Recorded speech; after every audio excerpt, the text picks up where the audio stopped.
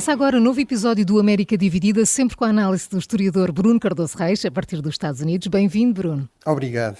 Bruno, ontem não tivemos tempo para falar sobre os donos do Washington Post e do LA Times terem bloqueado as tradicionais declarações de apoio que seriam para Kamala Harris.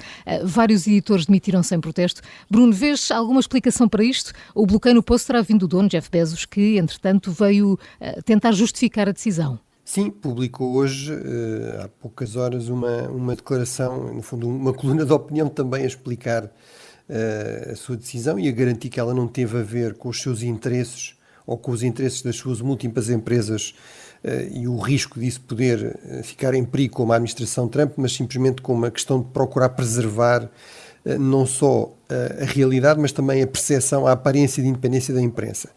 E realmente, eu diria que para muitos leitores na Europa, muitos ouvintes na Europa, realmente pode parecer um pouco estranha esta ideia dos jornais americanos declararem apoio e apelarem ao voto em determinados candidatos. Mas realmente é essa a tradição nos Estados Unidos, que tem também uma prática bem conhecida por trás disso, que é uma separação entre a redação e a edição e todas as colunas de opinião, e portanto há uma equipa responsável pela opinião distinta da equipa responsável pela redação, ou seja, pela parte propriamente jornalística do jornal, e esta parte dita editorial, ou seja, da opinião, depois no conjunto de facto define posições dos jornais em relação a múltiplos assuntos, enfim, procurando defender essas posições com base em certos argumentos, dados, etc.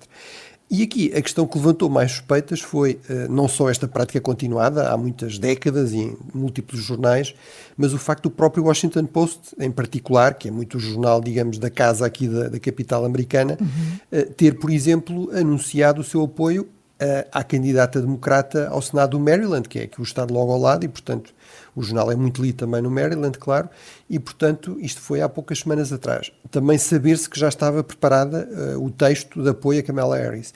E portanto isto surgiu de facto tudo muito em cima da data das eleições e levantou muitas suspeitas.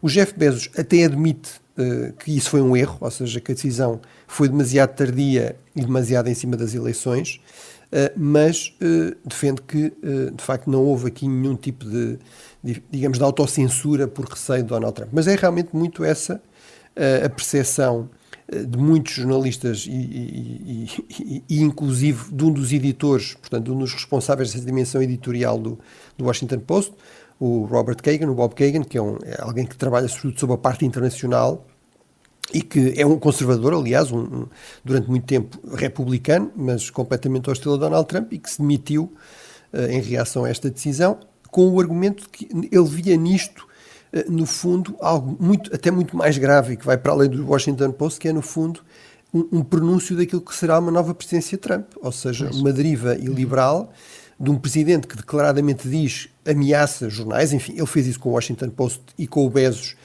Houve um contrato de bilhões entre a Amazon e o Departamento da Defesa durante o período da administração Trump, que acabou por ser anulado. A interpretação generalizada foi retaliação pelo facto do Washington Post ser muito crítico de Trump e o dono ser Bezos e resistir a essa pressão.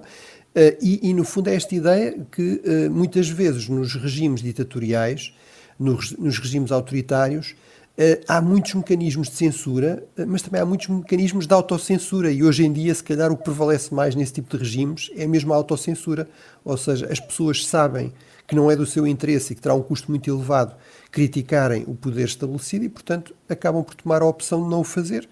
E, portanto, é isso que justifica muito o alarme em relação ao Washington Post, muitos cancelamentos também das assinaturas, mas Bezos veio aqui procurar explicar que, no fundo, as suas intenções eram benignas. Enfim, deixa aos ouvintes aqui a avaliação de em quem é que acreditam mais, não é? Entretanto, o Procurador-Geral da Pensilvânia avançou com um processo contra Elon Musk por causa da lotaria de $1 milhão. Bruno, o que é que se sabe sobre isto?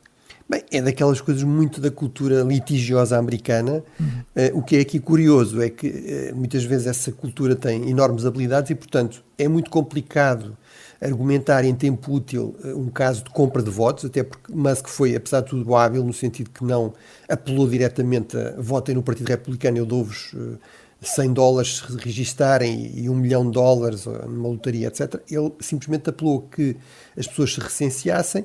associando isso realmente à subscrição de ideias que são associadas ao Partido Republicano e em particular a Donald Trump, como a questão da posse de armas e uma certa interpretação da liberdade de expressão. Mas aqui o que foi hábil do lado da Pensilvânia, portanto isto é um processo estadual e não federal, que não tem a ver com as leis eleitorais nacionais, mas com as leis da Pensilvânia a respeito do jogo e das lotarias e deste tipo de concursos, dos prémios, da atribuição de prémios. E, portanto, o Procurador-Geral da Pensilvânia diz que isto é manifestamente ilegal, porque há regras diferentes para concorrentes diferentes em zonas diferentes, digamos, com prémios monetários diferentes, e, portanto, que isso viola as regras da lotaria da Pensilvânia e que justifica uma decisão judicial para suspender imediatamente no fundo, esta lotaria, esta tentativa de motivar os trumpistas a registarem-se, a recensearem-se. E, portanto, vamos ver se resulta, mas, em todo caso, mostra como realmente funciona muito aqui a cultura judicial também e política americana.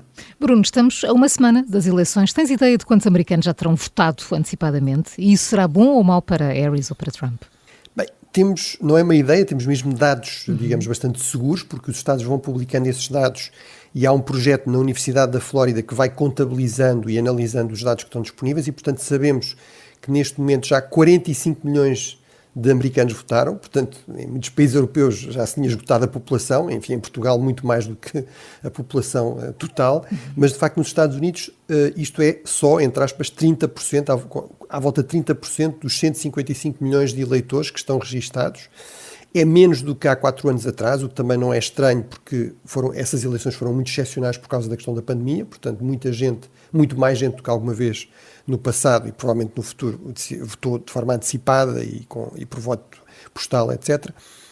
Sabemos que isso é objetivamente uma boa notícia, diria eu, para Donald Trump, à partida, melhor do que para Kamala Harris, é que há mais votantes registados, porque há estados que publicam esses dados, não só quem é que votou, mas se esses eleitores estão registados como republicanos ou democratas. Mais uma vez, uma ideia muito estranha para aquilo que são as nossas práticas eleitorais, mas nos Estados Unidos isso tem uma justificação que há muitos estados que exigem esse registro para as pessoas poderem votar nas primárias do respectivo partido, ou seja, se a pessoa quiser escolher o candidato do Partido Democrático, tem de se registrar como democrata e só pode votar nessas primárias. E a mesma coisa para o Partido Republicano. Há estados em que as regras são diferentes, são mais flexíveis ou não exigem isso, mas, portanto, com isso sabemos que realmente há bastante mais republicanos a votar antecipadamente do que há 4 anos atrás, embora os democratas continuem a liderar aí, e, portanto, isto valida esta ideia de que, de facto, houve aqui uma inversão na posição do Partido Republicano e no próprio Donald Trump em relação à questão do voto antecipado e que isso está a ter um impacto. À partida, eu diria que isto favorece os republicanos, embora não se possa excluir que uma parte destes eleitores republicanos até mudem o sentido do voto, portanto não há uma obrigação, por estar registado como republicano, obviamente, de votar no Partido Republicano nas eleições. E em todo caso temos 24% do total de votos que estão registados, em que é possível contabilizar esta questão, que estão registados como independentes. Portanto, não dá para tirar assim conclusões definitivas, acho que isso seria precipitado, mas em todo caso eu diria tendencialmente boas notícias para Donald Trump, piores notícias para Kamala Harris. Bruno, vamos à nossa curiosidade deste América Dividida. Em novembro não há apenas eleições para a presidência dos Estados Unidos, mas também para muitos outros cargos, por exemplo, para 1/3 do Senado. Porquê 1/3? Bem, o Senado realmente resulta deste grande compromisso que foi a Constituição Americana de 1787, que depois é ratificada e entra em vigor em 1788-89, e como parte desse compromisso temos realmente a questão de, no fundo, 2 parlamentos, diríamos nós, 2 câmaras, um sistema bicamaral e não apenas uma Câmara, uma Assembleia da República como nós temos em Portugal e em vários outros países europeus. Isto tem muito a ver com uma parte desse compromisso que é o compromisso entre pequenos e grandes Estados. Ou seja, os pequenos Estados queriam garantir a representação igual para os diferentes Estados, independentemente da população. Os grandes Estados achavam que isso era inaceitável. O compromisso, a Câmara dos Representantes, a Câmara Baixa, está, no fundo, é eleita com base na população e, portanto, os Estados com mais população têm muito mais representantes na Câmara dos Representantes, mas no Senado, na Câmara Alta, 2 senadores por cada Estado, independentemente da população. Portanto, isto significa que temos 100 senadores e, portanto, vai-se à questão, então, porquê esta rotação de 1/3? E, aliás, como é que isso se faz? Porque 100 não divide por 3, não é? Portanto, na verdade, nós temos 34 senadores que vão ser eleitos ou reeleitos este ano, e depois temos nos 2 anos, nos próximos 2 anos daqui a 2 anos teremos 33 e depois daqui a 4 anos outros 33, para fazer o total de 100. Isto é feito de forma deliberada, porque os mandatos são realmente de 6 anos, mas podia-se ter eleições de 6 em 6 anos. Mas a questão aqui é evitar deliberadamente que facilmente se consiga uma maioria, um presidente. Ou seja, esta ideia que é central na política americana, na cultura política americana, dos pesos e contrapesos, de não haver uma excessiva concentração de poder. Isso muitas vezes gera frustrações e críticas, mas é algo que é deliberado desde o início. Aqui a curiosidade é, por azar para os democratas, por sorte para os republicanos, este ano é um ano bastante adverso em relação às possibilidades de vitória dos democratas e, portanto, a poderem manter a maioria no Senado. Porque há 2/3 de lugares democratas em jogo e só 1/3 de republicanos, portanto, por acaso, há mais senadores democratas que têm de reconquistar ou de conquistar a eleição do que, portanto, manter esse lugar do que republicanos, e ainda por cima há vários estados muito conservadores, que se tornaram muito republicanos, em que senadores democratas bastante populares estão em reeleição ou simplesmente decidiram abandonar a política e, portanto, o lugar está em aberto. Isso leva a que, por exemplo, na Virgínia Ocidental, que falámos aqui ontem, esteja um lugar em aberto, e é dado por seguro que os democratas vão perder esse lugar, porque era de um senador muito popular localmente, um senador democrata ainda assim bastante conservador, mas simplesmente ele abandonou a vida política e, portanto, este é um estado, como vimos ontem, onde o Trump ganhou com quase 80% dos votos. Portanto, é dado por seguro que os democratas perderão logo essa partida, e há vários outros estados, no Ohio, no Montana, etc., onde essa possibilidade também existe. Portanto, isto significa que, à partida, se Donald Trump vencer, tem aqui uma vantagem à partida.